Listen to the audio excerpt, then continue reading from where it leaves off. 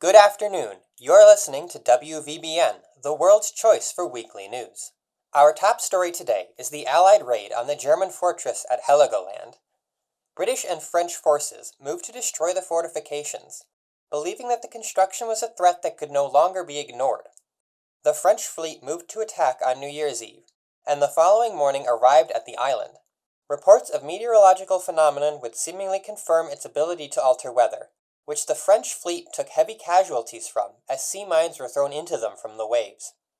2 destroyers were lost in the immediate attack. German bombers destroyed a French light cruiser, but were driven off when a destroyer escort seemingly harnessed a lightning strike against the attackers. The Royal Air Force arrived soon after, blanketing the fortress with high explosive bombs, but it was the Marine Nationale who dealt any significant damage, razing the fortress to the ground. With the fortress destroyed, the fleet departed without incident. During this raid, the Kriegsmarine never fired a shot, though some were spotted shadowing the fleet afterwards. In the aftermath of the battle, cold weather returned to Europe. Aftershocks from the earthquakes caused damage to the Netherlands. Rumors from Germany suggest that military personnel were sent to investigate following the attack, and found the bodies of all present reduced to a coarse, waxy sand. France and Britain began to plan their next moves against Germany. We now return to our regular news.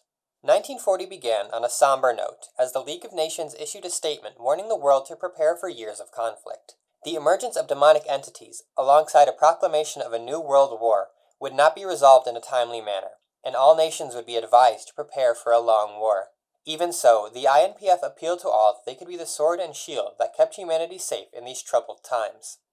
The Allies agreed that friendly nations within the South Pacific would operate side by side as equal partners. The UK, Australia, and Dutch East Indies would not be subsumed together. On the other side of the globe, the Axis took advantage of their basing rights within the Soviet Union to position themselves to better raid Allied shipping. Italy found itself yet again in the crosshairs of vanity, as the Morgana issued a proclamation that the former heart of the Roman Empire would be crushed and replaced by a regime of the Morgana's own creation, with a personal insult to Benito Mussolini. Local Italian sources say the country did not take it well, but saw an uptick in enlistment. A Regia Marina fleet engaged a group of sabotage and cowardice, but were caught off guard and suffered the loss of a destroyer, with significant damage to another. A Turkish civilian vessel was reportedly spotted in the aftermath. Soviet-Japanese relations improved somewhat after the first captain's joint operation. In the past, local cooperation between captains and soldiers had been shown to be possible, but it seemed unlikely that either government would move for any serious proposals. Nevertheless, a naval liaison was sent from the Red Fleet to explore future prospects. In the south, the destroyer Kasumi, so named for the foggy haze, delivered a specialist to the area to deal with the haze of delusion, in an effort to map the region she otherwise occupied. In a serious blow to Japanese diplomatic efforts in China, a Chinese diplomat fled the Shanghai Conference with sensitive documents that are rumored to be devastating to the efforts in the conflict. The Chinese Nationalist Army also continued to gather strength against the Japanese army for an upcoming offensive. In the Atlantic, the United States Navy prosecuted a successful attack on a large Morgana fleet off the Brazilian coast.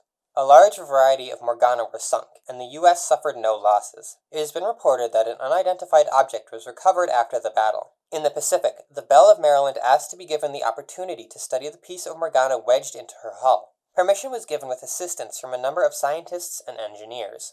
The Soviet Union presented the League of Nations with evidence against Finland this week concerning collaboration with Morganas.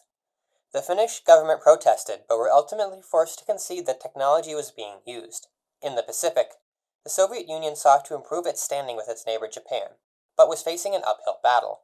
A trade deal was reached between the Soviet Union and Germany, which would see 3 German heavy cruisers be sold to the Soviets in exchange for food, oil, and iron from the Soviet Union, providing much-needed land-based supplies. Finally, unconfirmed sightings of new Morgana in the Soviet Far East have some in the local area concerned. During the attack on Heligoland, the Kriegsmarine were not present for the attack, instead focusing on being present around the North Sea. Only after the attack had finished did they ferry investigators to the island. The Kriegsmarine were also one of the primary transports for League observers cataloging recovered Morgana technology in the Baltic Sea. Finally, Kriegsmarine officers signed off on a deal to send 3 of their limited heavy cruisers to the Soviet Union, providing them with critical materials at the near-exclusive purview of the Soviets. The Royal Navy began a system to start dealing with Morganas around the various parts of their empire, from the Mediterranean to the South Pacific. For the time being, Morgana threats are being dealt with. The British attack on Heligoland came courtesy of escort fighters launched from the many carriers stationed in the area, while heavier bombers were launched from the home island itself. Though they dealt surface damage to the facility, it was the French who flattened the fortress.